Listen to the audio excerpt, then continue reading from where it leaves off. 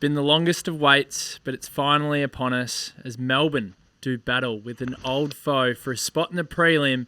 It's going to be on for young and old. Welcome to the official, unofficial podcast of the Melbourne Demons, the DeeBrief. I'm your host, Adrian Horton. Very pumped up on this Wednesday evening. A little bit different thanks to the AFL, but Tom Marcazzani and Matt Adams join me in the studio. We've got Nug on the video link, but I'll come to Marca first, mate. Happy birthday for yesterday. Oh, thank you. And I will have you know that the last time that Collingwood and Melbourne played each other in a final, you were 4 days old. Really? 4 days old. Who won that one? The D's. Come on. That's omens. Flag. You take it. Huge omen. Adzy, how you feeling? Yeah, good. Pretty confident. Yep. Yep, that's it. You keep saying you're hoping that it's going to be a chill win and we're up by 5 or 6 goals. And I think Marca and I think that's a little bit ridiculous because they're a very, very good team. But a chill win would just be nirvana, wouldn't it? I just feel like we're a little bit underrated at the moment. We've had a fantastic last 8 weeks. They probably haven't. I think we're a little bit underrated, and I'm backing us in. I love it. There's so much to dissect, but we're going to go to Nuggo. And Nuggo, firstly, the last time we're in the studio and the last time that we've actually done a show together, you hadn't brought a human into the world, or Wheezy, because you certainly didn't bring the human into the world. But, mate, you've brought Goldie into the world, and we've aptly named her Joldy. Yeah. Joldy. Yes, we love her. She's I didn't do anything, but she's been a huge inclusion on our lives, and we're fucking pumped. Yeah, that's awesome. It's awesome, mate. Congratulations. Congrats, Benny. And a big love to Wheezy, Thank of course. you. And it's going well, my friend. We had a good chat yesterday, and you're adapting to dad life Thanks for very checking in. I've noticed the other dads check in a bit, so that's good. Everyone's been helping out. We keep getting all this food given to us, which I'm loving. So I've got about another 2 weeks, 3 weeks left in the fridge. Lasagna? Which is I feel like lasagna is like a... Yes, I think we've got 4 lasagnas Nice. so far. I'll tell Alice to stop making Adzy, the if one you're at planning the on bringing moment. anything on Saturday, just bring some... It's actually funny you say that. I'm Maybe just bring some messaging her now. snacks. Stop, cancel, abort. Stop the lasagna. Go with the rissoles. Go with the rissoles. Just do a spag bowl. Just do a spag bowl instead. That's fine. But I've already had a couple of them too, but it's all good. We're loving it, and she's already got a D's membership, so next year she'll be a 2-year member, and she'll still be 0 for most of the season, so that's good. That's huge. It's absolutely huge. No, we're very, very happy for the two of you, mate. But geez, it's a big week. How have your emotions been, Nuggo? Because you've had a great distraction. Yeah, it's been great for me. I haven't thought about it as much as I would normally. And I'm probably not going to go to the game either tomorrow. I've decided we're just going to go to the knockout finals this year. Just look after the girls while I probably drink 10 beers and watching the D's tomorrow night at home. Yeah, it's going to be very good. Marca, run me through your emotions, because we said to each other on the preview podcast before the Sydney game that we were looking forward to putting our feet up and chilling a little bit. Yeah. It has not been chill this way. No. But even that game, I remember going into it, we're like, pretty top four cemented. We pretty much know the spot we're going to be. And that game, just what a roller coaster of emotions. First of all, Fritsch kind of went down again, and you go, oh, we brought it back too early. What the hell? Kill the medical staff right now. What's going on? And then soon after that, Melksham just the most inconspicuous movement.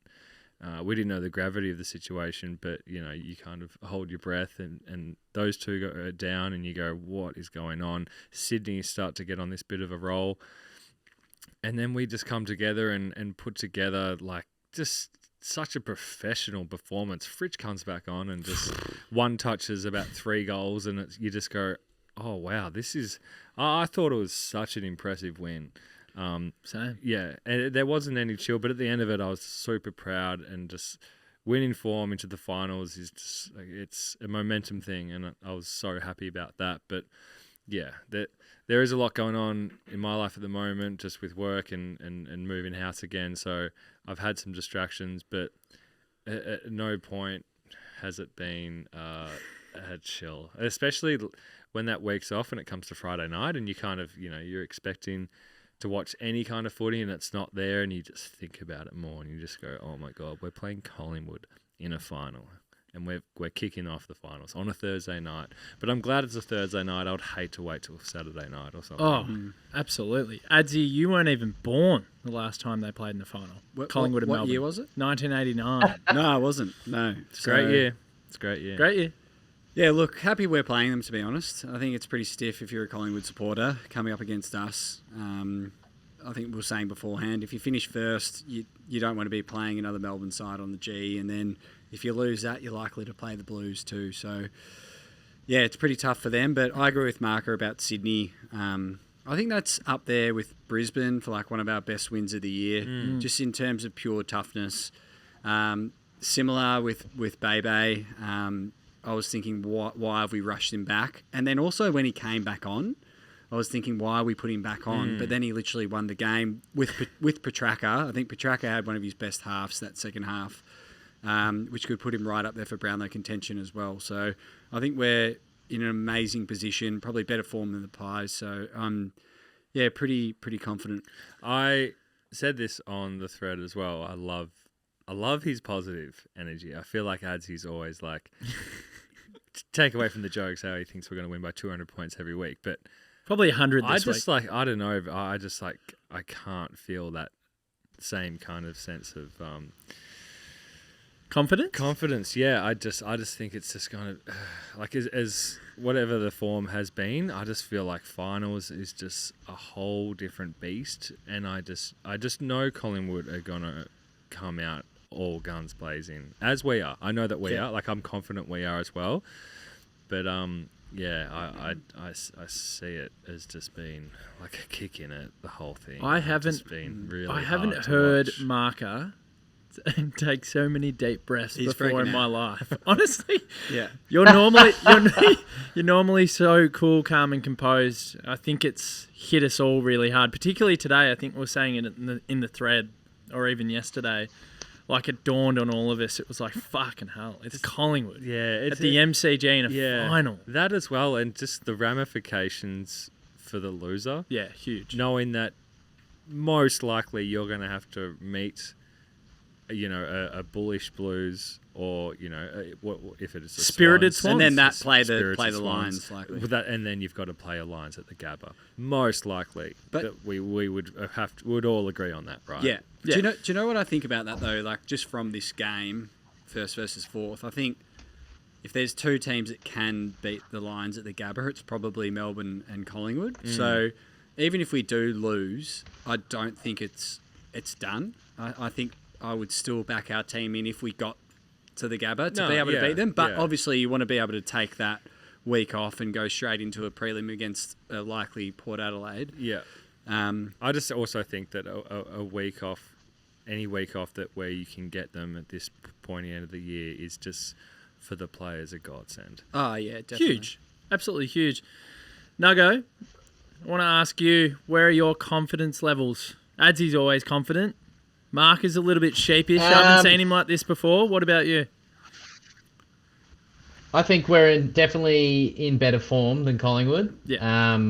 They got that easy win against Essendon in the last round, which might have got their confidence up a bit. But other than the liar and the line, we're pretty much undefeated. And I just think we're absolutely humming. And I'm pumped. I'm in similar vein to Adzy for once. I'm not as nervous. That's and I'm Benny. Confident. Nice. Well, do you know what? Just to extrapolate on that, it's true. It's 7 of the past 8. The liar on the line, as you speak about, it could easily be 8 out of 8. We've played in super close games in those last 2 months. Yeah. We've got games into Clayton Oliver. Angus Brayshaw has been in the middle and done an amazing job along with Jack Viney, who's been fucking incredible. Yeah. Like, incredible. Could actually win the BNF more the more I think about it now. I know Track will get a lot of votes himself, but I've actually gone back through and I've looked at it and I've gone... It's definitely up there. Since round 10 or 11, the guy has not put a foot wrong. BNF voting is quite different. How do they do it? But it's also quite different in that you if you look at those Geelong years, you know what I mean. Like Enright was winning the BNF when they were winning flags. With Hawthorn, it was Josh Gibson. It was Josh Gibson, and I feel like BNF voting is just done a little bit differently, and they kind of really emphasise those like role players. That's why Neil Bullen does well. Yeah, for sure. Trent Rivers as well, probably. Yeah, Trent Rivers. I feel like he'll have to be Yeah, top 5. because like they rate the player out of 10, I think, and I think they rate the player out of 10 of their ability. Like a nibbler 10 might be like a track 3. Yeah. So like That's a bit stiff on track, I would say too. But poor nibbler. But back to the point I'm making. It's like Clary's got games in now. He hasn't fired yet. So you got a bloke there that's champing at the bit. He wants it. He'll be fired up to have a huge game because he hasn't set the champing. Trust me. Because he hasn't set the world alight yet.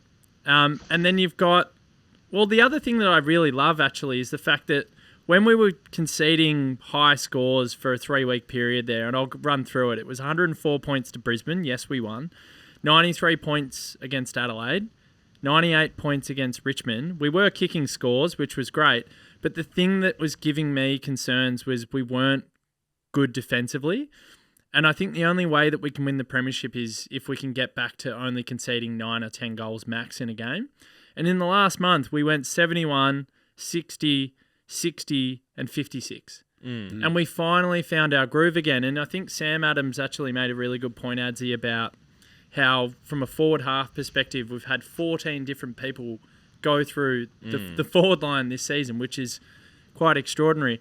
But we've always found a way to kick a big enough score. And then in the last month of the season, we got back to our brand, which was being contested beasts. So our contested game, contested possession, stoppages, clearances was through the roof. And then the other thing that we got back to is we weren't conceding big scores again. And it was like that last month was a dress rehearsal for finals. And I think that gives me more confidence than, even though there are still concerns with our forward half, and we still don't know what the exact makeup's going to be tomorrow night, I just think we'll find a way to kick a big enough score. I've got way more confidence that the reason why we'll win this game is because we won't concede as many points, and that's been the big takeaway for me in the last month. That's why I'm confident. What's the spread of goals that's kind of been consistent throughout the last 3 years, you would have to say? You know, apart from Fritz, there's no one really else who's really put big numbers on the board. But that's because we have people who can pop up. You know, a Chandler can pop up for his 2 or 3. Your Neil Bullens can get 1 or 2. Spargo when he's in the team. Track gets his 2 these days. Like, that's a given almost. Yeah. I just think, we emphasise the forward line, but we also have to appreciate the spread and the scoring ability of so many of our players who can bob up. Yeah, I think I'm comfortable that we will always find a way. I think the only way teams will beat us is convert. Just convert and kick straight. I think we're a very, very tough team, like almost the toughest team in the comp in terms of, like, we have different gears, whereas I feel like Collingwood just have their one. It's chaos, it's fast ball movement, and that's how they beat you. We've shown multiple times in different games this year we've changed the way that we play. And you look back to King's birthday, and we did that against Collingwood. We just completely strangled them. So I think that when we play them, we'll probably should have won by at least 30 We'll points. We'll probably try and do the same thing. They've got a few more handy players back in. We've got Clary back. Yeah, I feel it's a completely different game. But I just feel like we do have different gears, and they just have their one chaos ball. And I think that's really, really important, especially when you're in finals. You need to be able to adapt to how different teams play.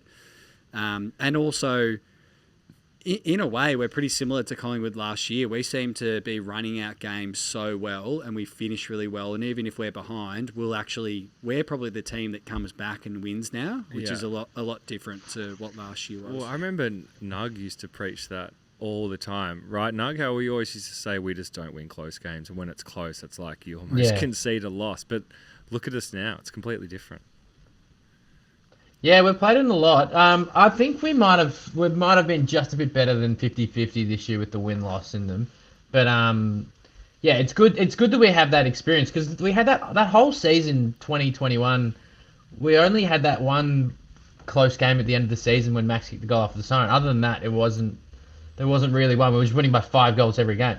This year, there's been heaps. It's great experience, and especially against Pies, when you know they're going to bring the heat and the crowd's going to be hectic. So I love that, and it's sad. I want to go back to Melky for a second. It's sad that he's not involved because he's been huge in those close games.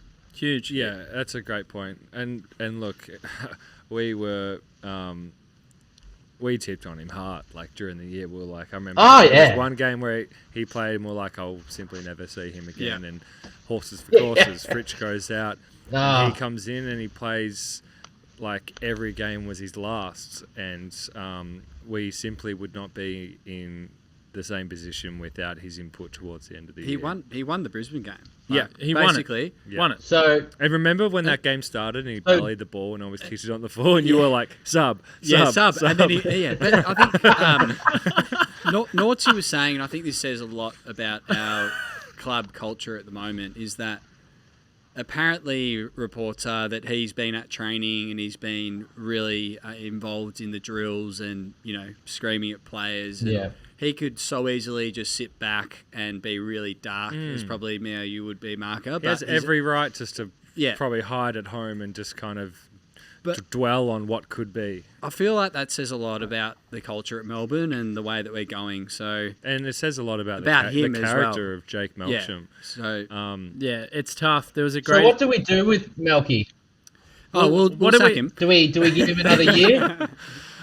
No, I don't know. Is he delisted or what? No, I think so. No, I don't think he's delisted. I think it's a hard question. No, because Max came out. I was saying before. No, we were saying before the injury that I was hoping he would be playing for his life, and he just goes out with a flag this year. I don't know. It's probably bad mindset because you just don't want him to go back to that must stage that he was in. It's a whole year out of the game. I think he was really peaking. I think if we it's just like such a crap injury, purely the fact that you're just out of the game for 12 months, and he's 31. If the reports are correct, if he does Lars, I'd be back. I'd be keen for another year. Bring back Lars. But if the reports are right about your man Marca McAdam, does he take a Melky spot? Yeah, potentially. But that's not to say that that's not to say you couldn't have both. But just the fact that you missed 12 months, and because he got injured quite late in the piece. It's not like he's going to come in and go straight into the team next year. It's tough. You're right. He might not get back in next year, even at the pointy end. It's just so unfortunate. It's such cruel luck. Apparently he wants to come back. Like Max was saying, he wants to give it another crack. But I'm with you. Unfortunately, what chance are you of getting back into the team at the pointy end next year, given the fact that lots of players the year after at ACL struggle? They struggle to get continuity. They struggle to get form. In fairness to him, he's probably looking at, if he can get another contract, you may as well, of AFL football. Yeah. But then also, he's probably played in the last 8 weeks his best 8 weeks of football almost in his career. So he's maybe thinking he's raging with confidence. He was good in 18. He was massive in 2018. He was huge in 18. Yeah, but no, he was. I know he was, but I don't think he was winning games off his boot. He was, which is what he's been doing. No, you got to go back. He was amazing. He was number 1 in the comp for goal assists. I'm pretty sure. Yeah. Really? Yeah. No, he was. Yeah, he was unbelievable. But he probably did it for maybe not as scrutinized games. But he did it for a longer period in 2018 than He's what very he did good. this year. Yeah. Very this good. year was towards the end of the year, we needed someone to bob up, and it was just probably more important. I think it was. I'm with Adzy. I think it was equal career best form. He was in crazy good form. Yeah, 2018. Very good. Thanks, Benny. Just quickly moves on. But if I need to move on. I'll sign him on for another year. Sorry, I'll sign him on for another year if we just get him at the minimum, 100K. We also have to consider Reed coming into the team and playing in half forward as well. Flag Reed. It's a good point. We are devastated for him. It was a cruel blow, and you're all right. He's been a very important cog. See ya. Don't do that. This is from Insta. So this got sent in today. Michael Pendock was down there, a fan of the podcast, and he just said, psyched for the preview pod. Not sure if you're at training, but there's a few key takeaways for me, and you're going to love some of these. They're fucking good. But he's like, T-Mac moving pretty well. Pretty well, I'll take that. Yep. Yeah, fuck yeah. Spent a good half hour doing one-on-one goal kicking with Choco. Yeah. But then he goes, wasn't striking it fantastically, but it was blustery as fuck. Oh, okay. Yep. Hopefully he gets it together tomorrow night because the conditions won't be getting any kinder. He goes, Cozzy... The wind isn't as prevalent. I don't know. It could be windy. No. At the MCG. Oh, you know the G well, mate. You're a punt road man. Big walls. Big walls. Swirling. It's not like Casey where it's just nothing. Like a swirling wind. A little wire fence. Big walls. Cozzy was getting after it, zipping everywhere. He goes...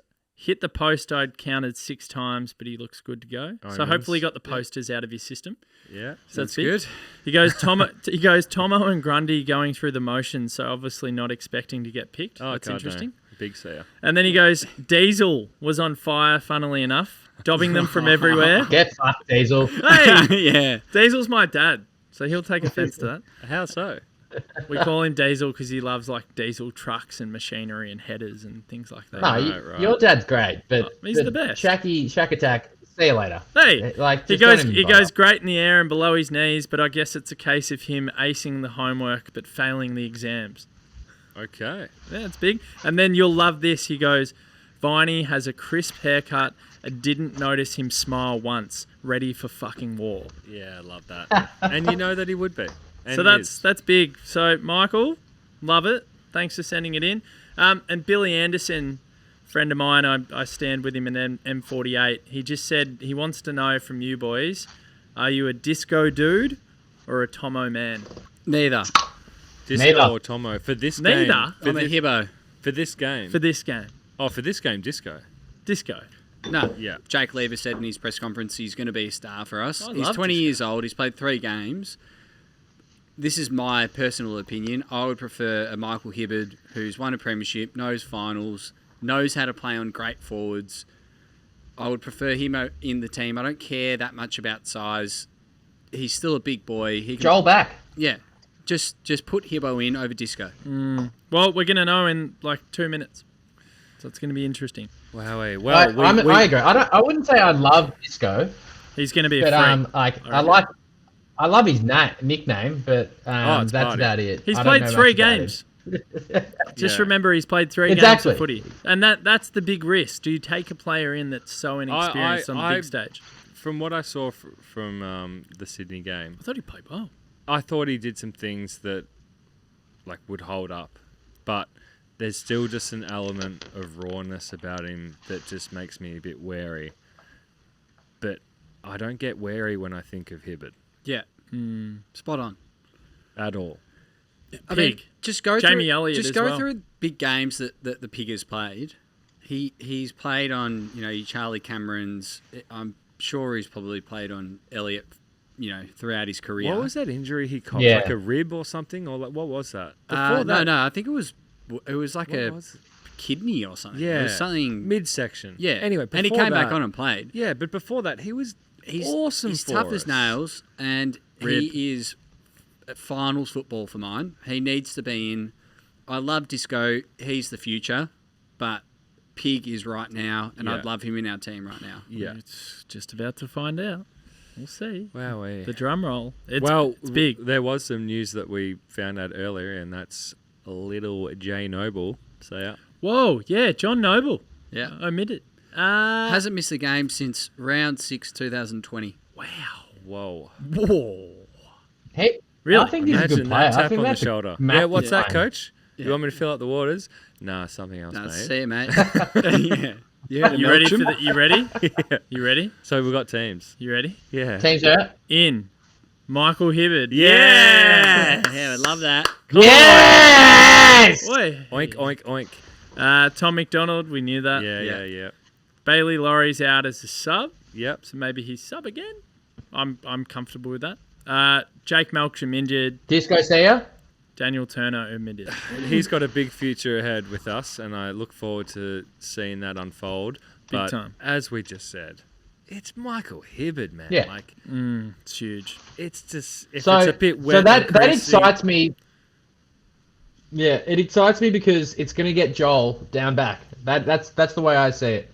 And I prefer Joel down back. I don't think Joel's playing down back, mate.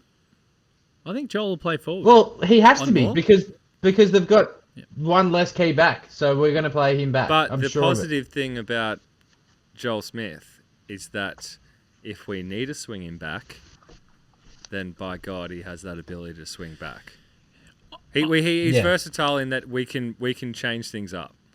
We can manipulate him a bit more. Well, do we look at the actual lineups? Just quickly, and get a has feel? Hibberd given anyone else like some serious confidence, or is it just me? Massive confidence. Do you know what? I'm actually really Finals confident. Well, I'm confident with, and I said this in the thread, I'm confident if T-Mac's body is up to it at the moment, which surely it is if he's getting picked in a final, you know what I mean?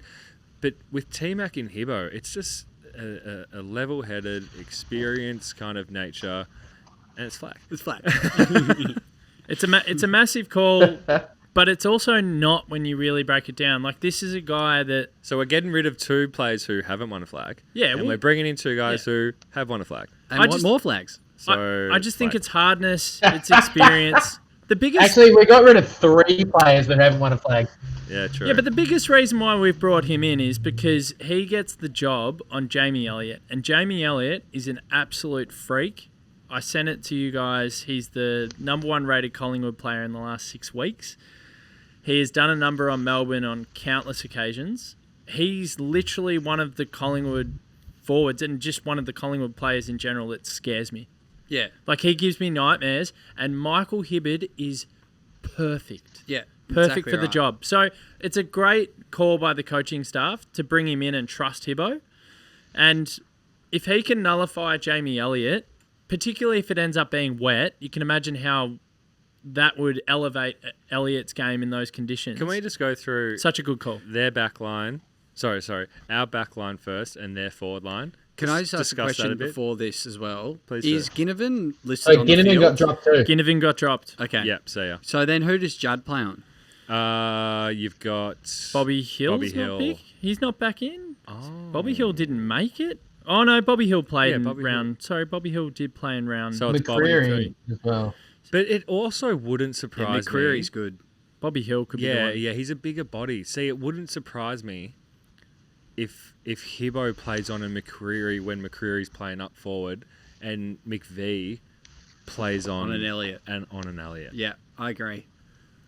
Mm. That's I'm- it's a huge ask for Chris. Mate, he's played on He- Cameron he and held and he his shut him own. down. Yeah, Yeah. I'm confident with McVee on Elliott. The only thing that's I'm not different about saying that he's going to completely shut him down because Yeah, but Elliott's a superstar. if someone told you right now if Elliott was only going to kick 2 goals, you'd take it. Yeah, it's a win. And the way that Elliott will beat a McVee or even a Hibbo really is airily. Like he can take huge grabs. He plays as a tall.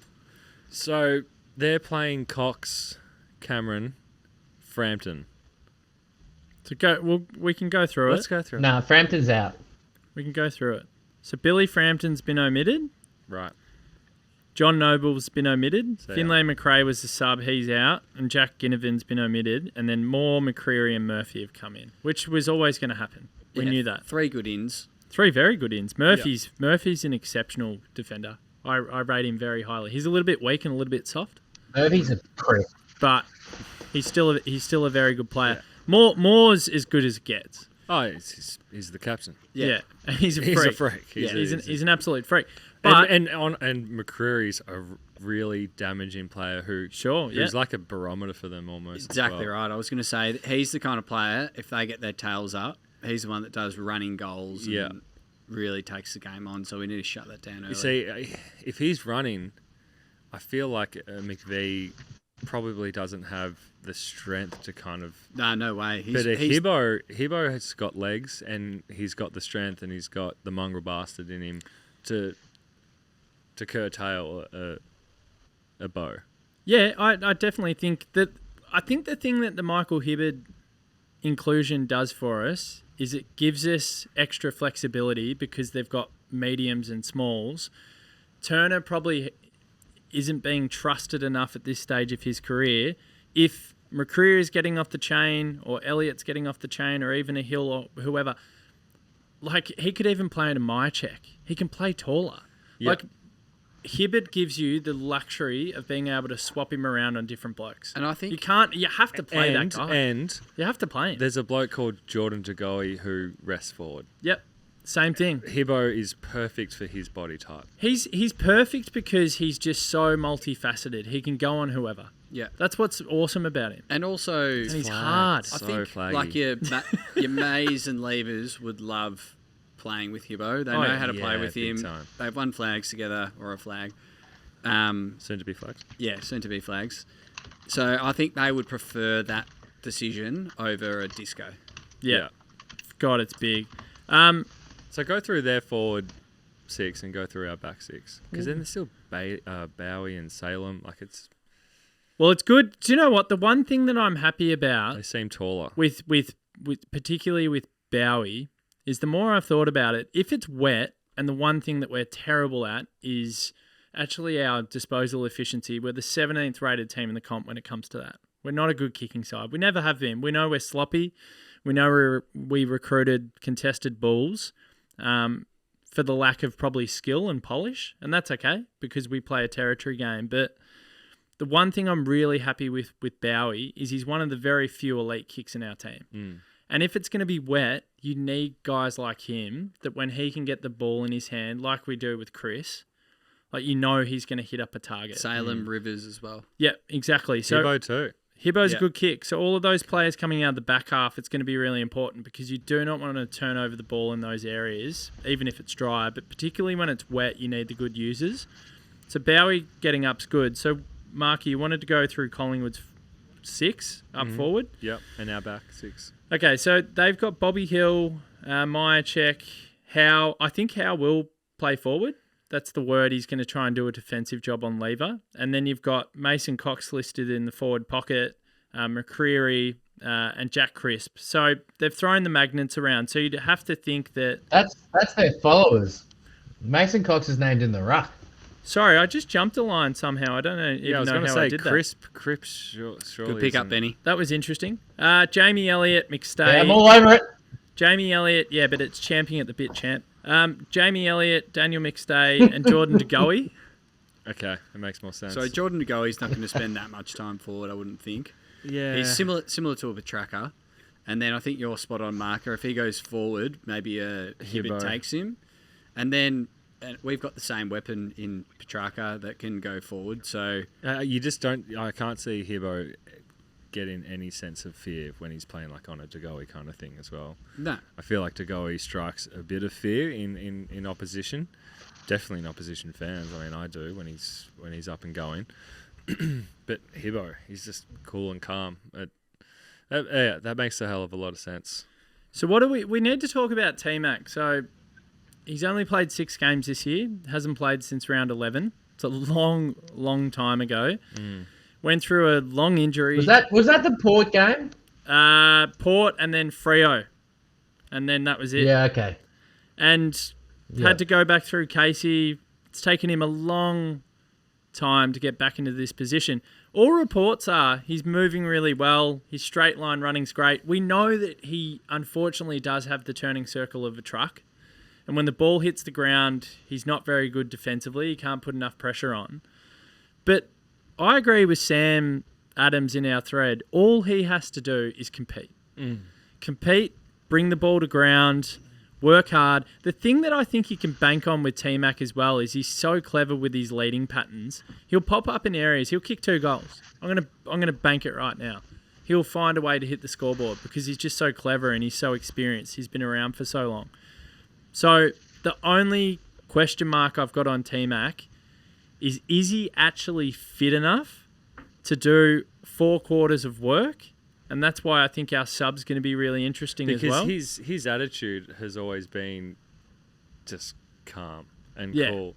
And I mentioned that in the thread. He's a bit of a robot, right? Like he never really, Bit like Goody. yeah. And in front of goals, he's the same. He's never flustered, and he's a mature player. He's been there before. I feel like when you're around that age and you're playing footy, as long as you're confident in your body, you're confident that you can perform.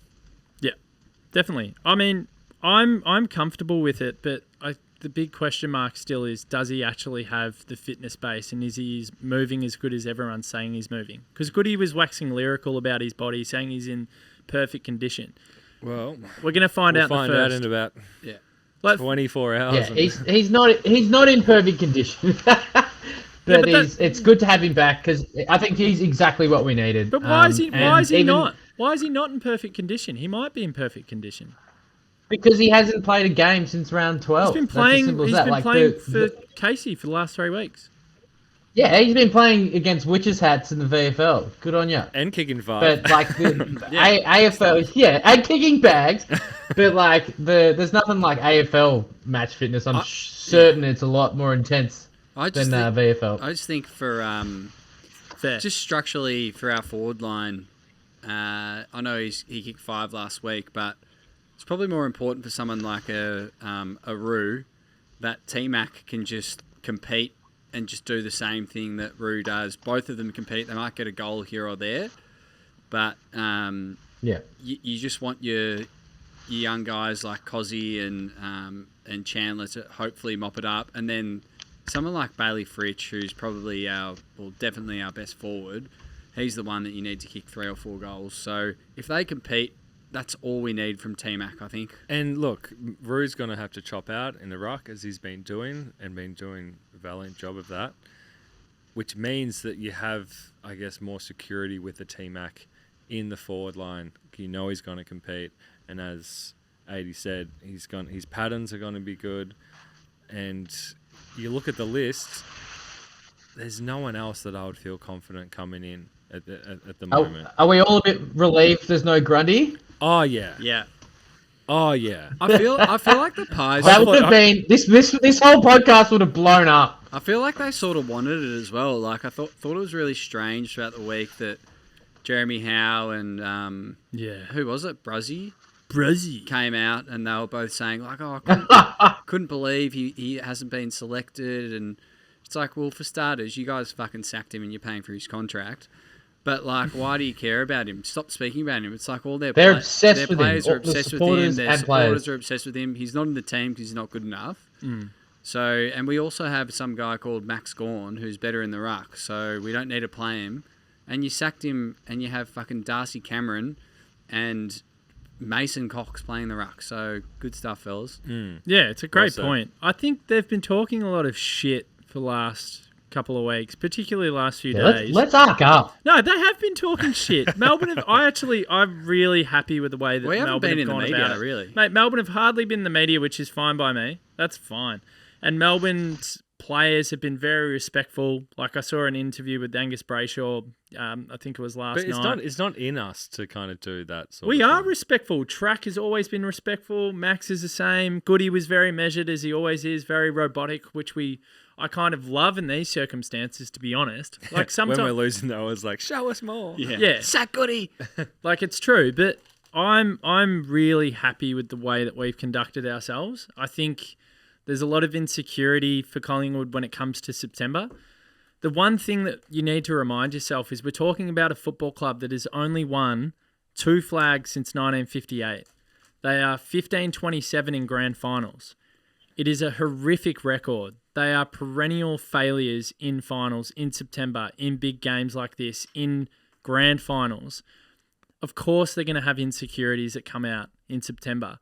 But I think the way that they've actually gone about it in recent days, the Howe interview, Bruzzy coming out, even McRae and a few things that he said, it screams of a team, for me, that isn't happy with the place that they're in at the moment. I hope we expose those frailties and I hope we go on and win this game.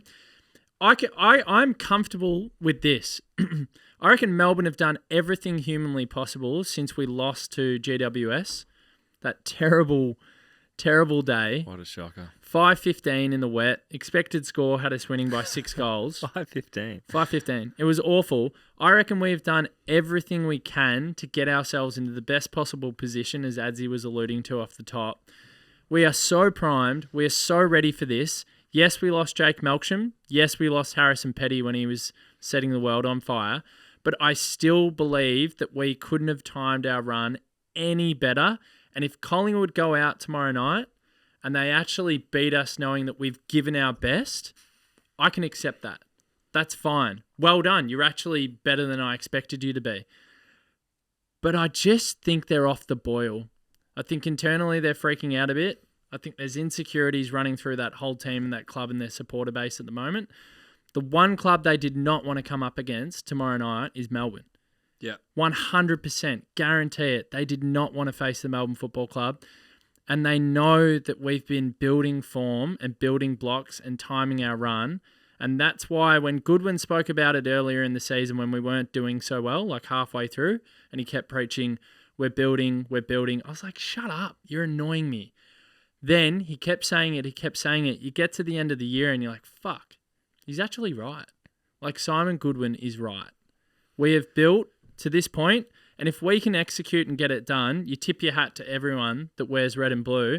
But if we don't get it done, we put it all out there, and let's say we kick straight and everything that we do, we feel like we've given enough, and we don't win, we get beaten by a better side, then you look at it and you go, fuck, maybe Collingwood were meandering there for a bit. Maybe they were a bit checked out mentally. They're like, oh, well, we've already sewed up top 4. We've pretty much sewed up top spot, and they were actually waiting for finals. That's the one query and the biggest question mark about tomorrow night is, were they waiting? Had they checked out? Or did they have a trick up their sleeve and they could actually flick the switch? I don't believe teams can flick the switch, though. Yeah. I don't believe in that.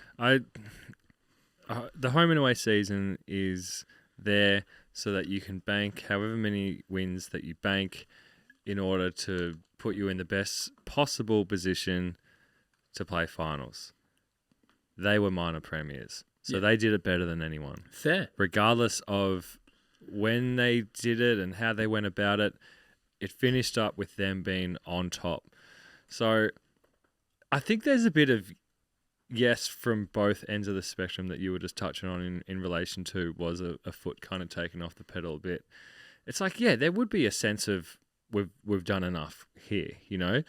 You see that you're a couple of games clear on top. When there are games towards the end of the year where you're kind of down a bit, would you try as hard as if they were 5th and they feel like they had to win that particular game in order to make a top 4?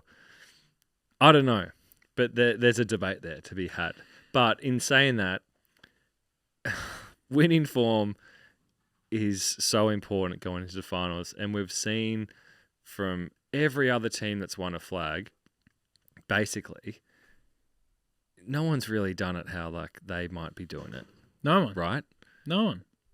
And, you know, footy's a very unpredictable game, and we can see that things can happen, but history tells us that we are definitely better positioned than they are.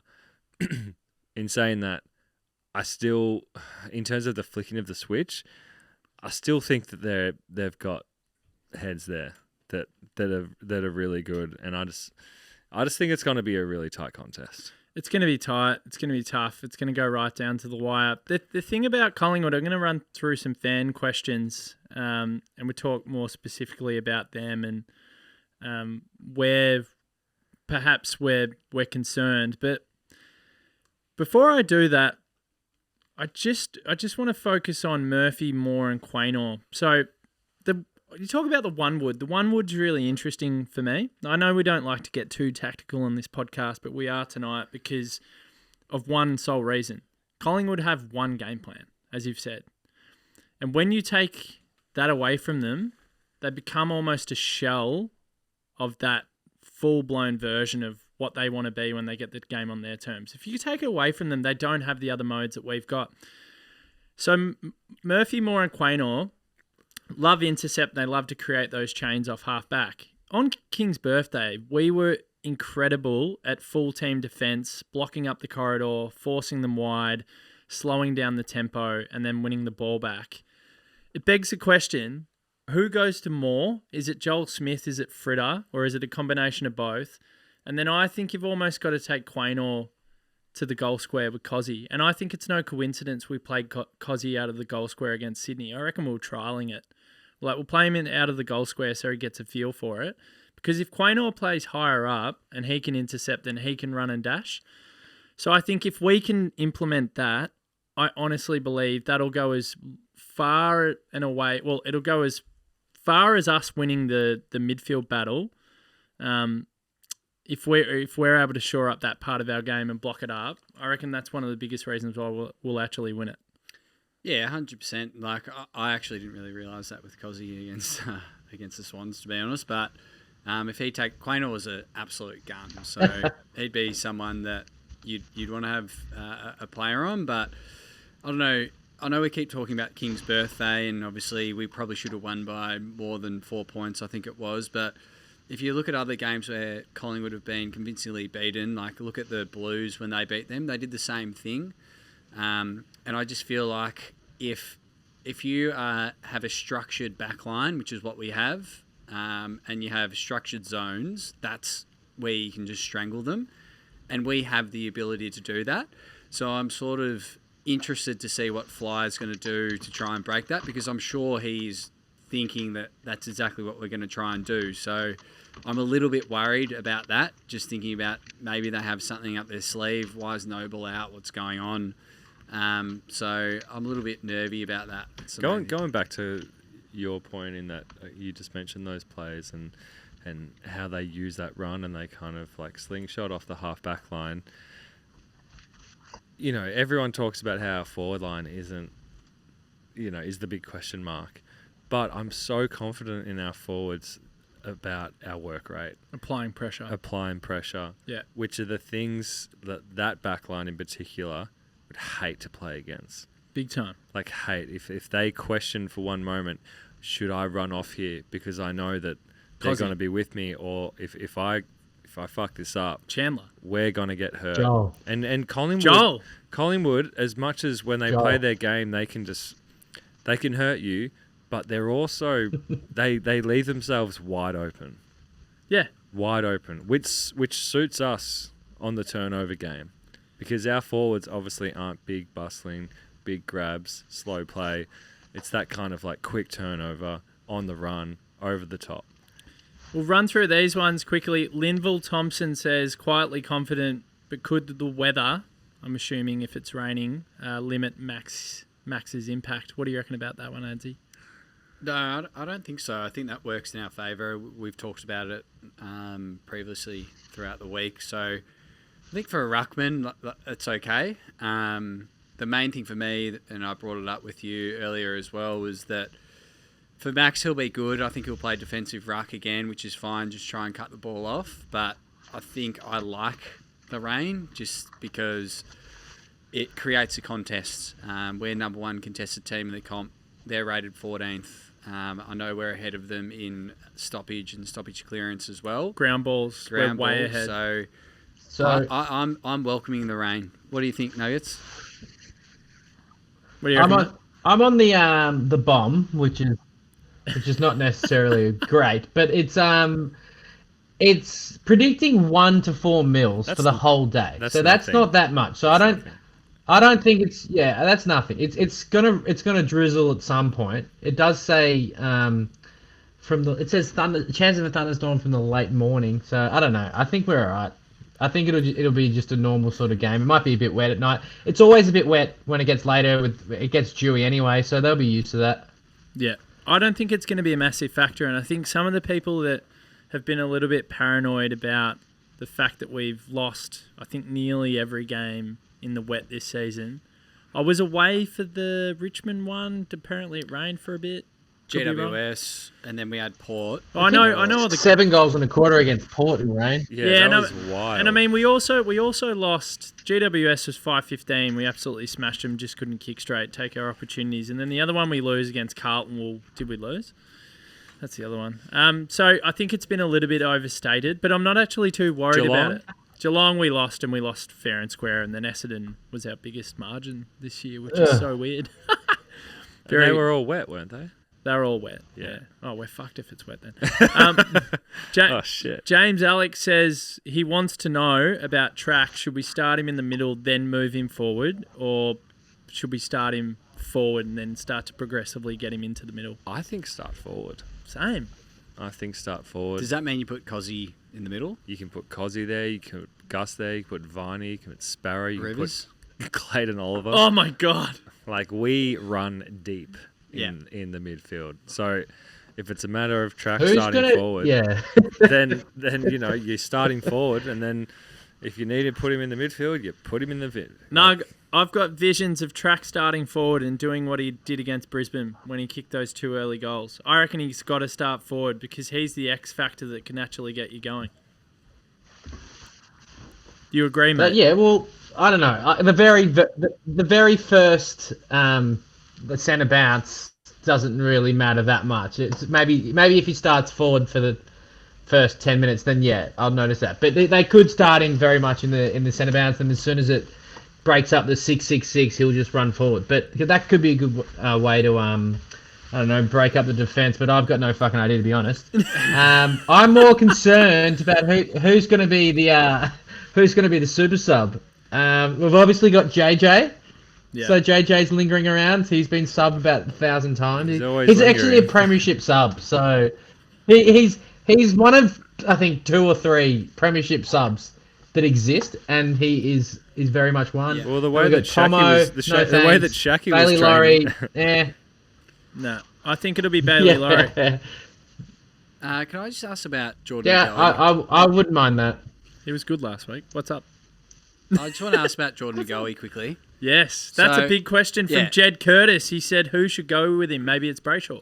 Well, thank you, Jordan, was it? Jed. Take him on. Is that what you reckon? No, I don't think Jed. Gus. I think possibly Rivers.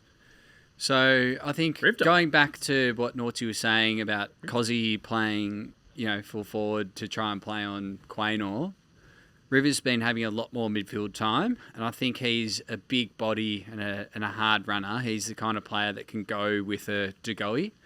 So I'd love to see Rivers on DeGoey, and he is one of the most informed AFL players at the moment. And for me, Jordan DeGoey is the biggest threat to our team. He's got real X factor. He's basically their Petrarca. He can do it all. So I would love to see Rivers go on him for a little bit. I don't know what your thoughts are. I don't mind the Riv Dog matchup, particularly if Riv rotates through the midfield. That actually makes so much sense because Riv could actually go with him the whole game because, like Petrarca, but if he DeGoey will spend moments forward where Riv... They're all right, Riv, you're a part of a rotation. You go back now. You spend a bit of time in defence. Then we're going to push you back up into the midfield rotation. He goes between both positions. He could just do whatever Jordan DeGoey's doing at the same time. But also, if DeGoey plays like a full forward role at some point, then I would prefer to roll back a pig on him. Pig, yeah. Because in a marking contest, I feel like DeGoey would just outstrength him. Yeah. The only problem with that as well is Riv has become our running halfback. Yeah. He's the guy that we get... take away the disposal. And we're losing a guy that's such a penetrating kick. So he's the guy that can break the zones with his 60 metre boot and his 20 metre dash. I think he's been so important. We needed some run and carry, and he's become that guy. And that's where it's weird with a guy like Christian Salem. Like, a lot of people have queried his form, and it's been really poor in recent times. Christian Salem's potentially become more of a lockdown defender, and we haven't even realised it because we've got so much confidence in Bowie and McVie to actually use the ball, and Rivers, that maybe watching it tomorrow night, like, I'm not going to watch it with any tactical hat on during the game. There's no way. It's going to be pure emotion. None of us are going to know what the fuck is going on. We'll be vomiting the entire game. But I think what'll be really interesting watch tomorrow night when we look back at it, hopefully we've won and we can actually watch the the enjoy game. ourselves. And watch the game in isolation. Is what will they actually do with Salem? Is he slowly becoming more of a lockdown guy? That's my theory on why his form's dropped. We're looking at it. We're not looking at it the right way. Yeah, I mean, I don't look at Salem and I'm like, he's been playing bad though. Some people are though. But maybe because they're kind of High expecting standards. that kind of 2021 form where he was just wild. Yeah. And just our playmaker. But going exactly to the point that you just made, that we have other playmakers. And Salem as a lockdown is awesome. So good. And I'm confident in him also to, when he does find space, to be able to create for us as well. So my thoughts on Salem. Is he good enough to play on a how? Because I don't think he can play on a how. Exactly, but if you look at their forward line and look at our back line, if we go through it, who plays on who? So you've got May on my check. Yeah. Mixed day. Exactly. So you've got another tall there mixed day. So then you've got maybe Lever on mixed day. Because there's no Tomo. There's no Disco. Joel on how? So Joel on how? So then who? Oh my god, that'd be so hard playing. So who does Salem take? Because that's my main worry in our back line is who does Christian Salem actually take? You've got Bobby Hill, and then you've got you've got McCreary, Tagoe. And how much confidence do you have? They all kill him for pace. Yeah. Oh, Salem's not as slow as you think. Will Hoskin Elliott. Oh, surely he's not in the team. He's in. Oh, see ya. That's flag. He sucks. Yeah, he's Lipinski. Why would they play him over Ginnivan and Noble? Like that's silly. Yeah. Derek. They all hate him. What's going on? All of the Collingwood fans that I know, they hate Will Hoskin Elliott. Yeah. Yeah, they do. I know. Have I chunked out? No, you chunked out a bit. I'm with you. No, I don't see Hoskin Elliott as a threat. Oh, he's just such a meh player. I think they're really disappointed Collingwood fans that Ginnivan and I hope we don't Noble aren't in the team as well. Yeah, I'm sorry. No, I honestly would. Ginnivan worries me. I'm sorry. Can we? I don't mean to, beat the dead drum here, but can we just go back through their forwards because I'm actually really intrigued to see who Salem is going to play on. Yeah, well, hopefully I don't read out the followers this time, but they've listed Elliott, McStay, DeGoey, Howe, Myercheck, and Hill. And who's on the bench? Hoskin Elliott, Cameron, Mitchell, and Lipinski. Lipinski plays a bit of high half forward. Yeah. So it could be a Lipinski. It could be a Hill at some stages. Keeping in mind that if it is a bit greasy, a bit contested, then that's probably works in his favour. Yeah. One big takeaway for me. But Salem's not as slow as he just moves in a particular way. But I reckon he's got pace on him. Do you know what? The one thing that you cannot question about him is he is tough. And smarter than anyone else. Smarter and positions himself well. And if there's a bloke that's been questioned and people have doubted him a bit in recent weeks that I have faith in to stand up in a final, he's one of them. Oh, he's our second best player when we won the flag. Yeah, and he's proven it before. The one area that concerns me a little bit, and I'm hoping we get a heap out of these two blokes, but Steele side bottom on one wing, Josh Dacos on the other wing, up against Lockie Hunter and Ed Langdon. We need more. We need more out of Hunter and Langdon because Steele side bottom is torched us many times. Josh Dacos is an All-Australian. Crisp as well. I feel like he torches us as well. I think, that's actually big. I feel like... It's big for them. I don't like the matchup. We're talking about Hunter wingers. versus side bottom, if that is a matchup. But, that worries. But we have the Arsenal... like an Angus Brayshaw, if it goes really pear-shaped, that we can put on the wing. So, yeah, but the other thing is, if they do come off for a rest, I agree with you, but where else can those other two blokes play? No, nowhere. Nowhere. So I think I'm not... Langdon doesn't come off and he plays wing the whole I'm not game. worried about Langdon. I feel like Langdon, he just needs to go to Josh Dacos, and those two just run. They'll run both ways, and whoever is winning the ball at the time, they'll win the contest. But are they both is it completely unaccountable? I think so for those two. Yeah, I reckon. They're pretty... That's the Wiggins game. Yeah. It's the cat and... They're it's the cowards. classic cat and mouse. It's great. Yeah.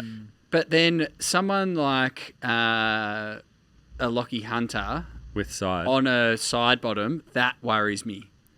So I think Lockie Hunter's been really good recently, so credit to him. But against a side bottom or even like Crisp, who's clearly fitter than a Hunter. Oh, just more dynamic. Yeah, I worry a little bit there. And that's why I think possibly an Angus Brayshaw might float through that area as well.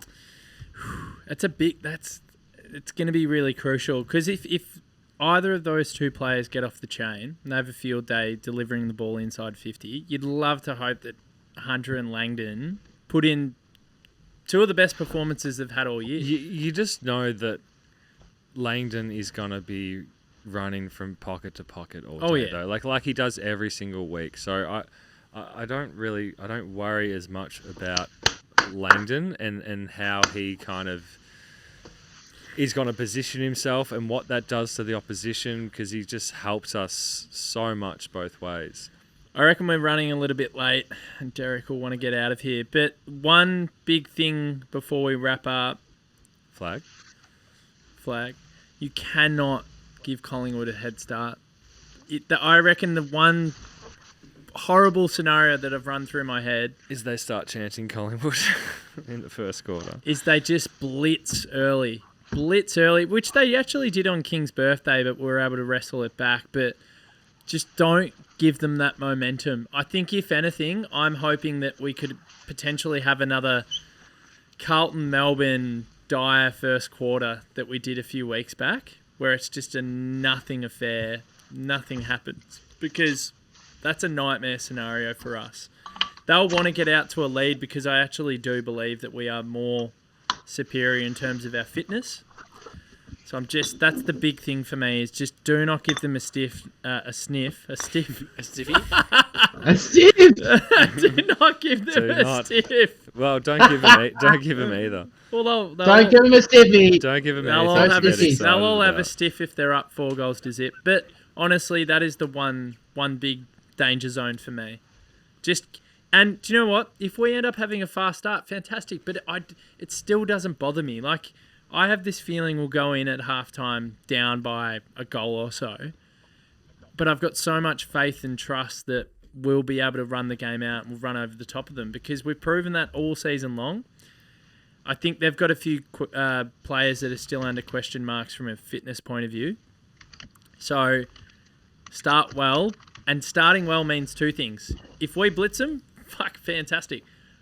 Or just nullify it. Just make it ugly. Just make it a scrap. Keep it close. Yeah. That's my big concern, is if they get out the blocks, they'll start to freak out. And I reckon Adzy will freak out too. Yeah, I'll be there. God. So what are we doing? Predictions? I guess. Yeah. Wrap it up. We've hardly spoken about Cozzy. Yeah, well. We'll speak about him next week before the prelim. Yeah. When he kicks how many? 12. Rightio, I'll lead us on. Mark is starting.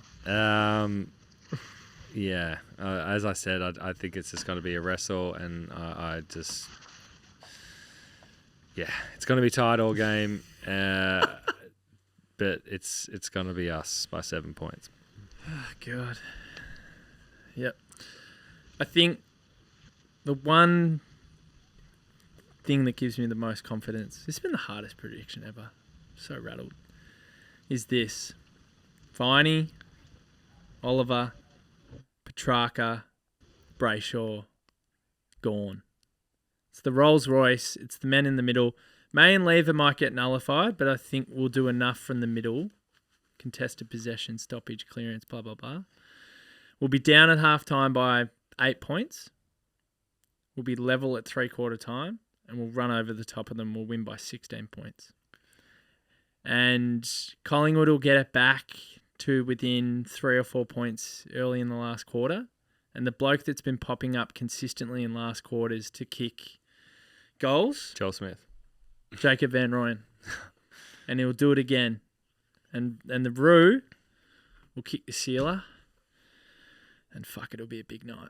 And we'll be calling into work on Friday. Like it. Nug?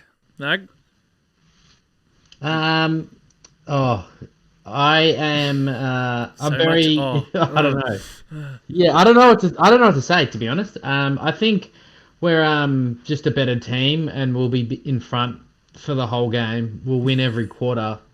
I think Joel will get really busy on like a Mason Cox and just flander over him and just go nuts. He's my main focus. And then he'll swing forward and kick a couple of sealers late, and we'll win by about 60, 70 points. Yeah, nice, Benny. Whoa! Did not see that coming. Did not see Yeah, that. I don't normally do the adsies, but like that's how I'm feeling. I'm No, it's feeling. good. It's I'm small. feeling New dad indulging. vibes. Small margin. New dad. Yeah, Um, it's just some weird confidence. Yeah. I love that. New dad. Joldy. Go Joldy. Firstly, before I go into it, I just want to say, I think one thing that all Melbourne supporters need to realise is that, again, for the third year running, we're top four. It's an amazing thing. It's something that we need to really appreciate. You know, being in the finals is amazing. Like, I remember when we first got in the finals after 10 years and we beat the Cats. That was unbelievable. And we're just constantly in the top four now. We're probably the most consistent team over the past 3 years. So everyone just enjoy it, win or loss. I think we're the only team that potentially, if we lose to Collingwood, we could still make it all the way to the grand final. So I just wanted to say that beforehand. But in saying that, that's not going to happen. So I am supremely confident that we're going to beat the Pies. I think we're going to jump them. We'll be up by 50 points after the first quarter. And I also think Hero's probably going to kick a couple. And then our main goal scorer is going to be Bailey Fritsch, who's going to kick 18. We're going to win by 280. Fred Fanning. Did he kick at it? He did. 280 is big. He's gonna equal Fred. Fire up, Fanning's Melbourne. record. Come on. Oh, Let's do I'm it. so bad. Let's fucking Come go. on. Ah! It's our time. Yeah. Whoa. It's flag. We've said it all year. We've said it every year for about 20 years. The anxiety. Come on. Oh, the anxiety's so huge. You gonna sleep tonight? Nah. You gonna sleep tonight, Adzy?